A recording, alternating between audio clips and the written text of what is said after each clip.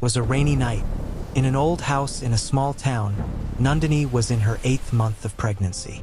Her husband, Rohan, was extremely happy. Their first child was on the way. But for the past few weeks, something strange had been happening. Every night at exactly 2:17 a.m., Nandini would wake up. The room would be pitch dark, yet she could clearly hear it, the faint laughter of a child. She would wake Rohan in fear, but he never heard anything. One night, she had a dream. She was standing on a deserted road. In front of her stood a burned woman, clutching her stomach and crying. Smoke was rising from her charred skin. The woman looked at Nandini and said, "My child is inside you now." Nandini screamed and jolted awake. Her stomach was moving in an unnatural way, as if something inside was angry. Strange events began happening during the day as well. The mirrors in the house cracked on their own.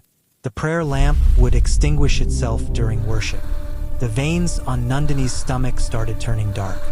One day, during an ultrasound, the doctor suddenly froze.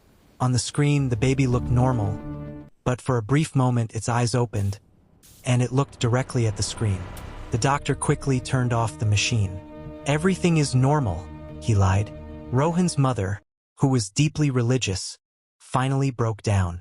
She revealed that 25 years ago, a woman named Kali lived in that same house. People accused her of being a witch and burned her alive. She was pregnant.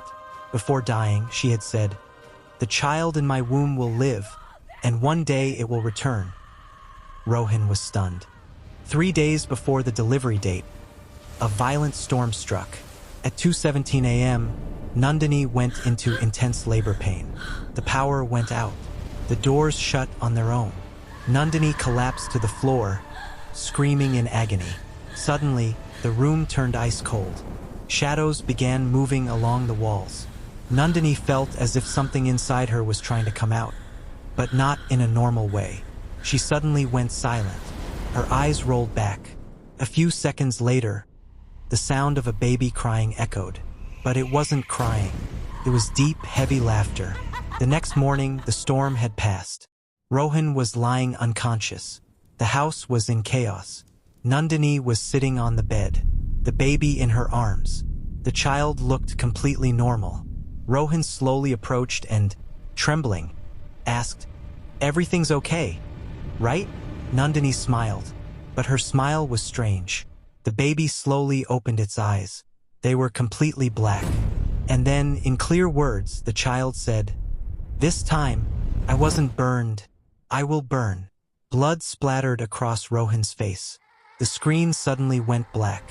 1 year later, several houses in the same town have caught fire. People say before the fires start, they hear the laughter of a small child. The camera stops on a little boy who extinguishes a burning candle without touching it. His eyes turn black again. Cut to black.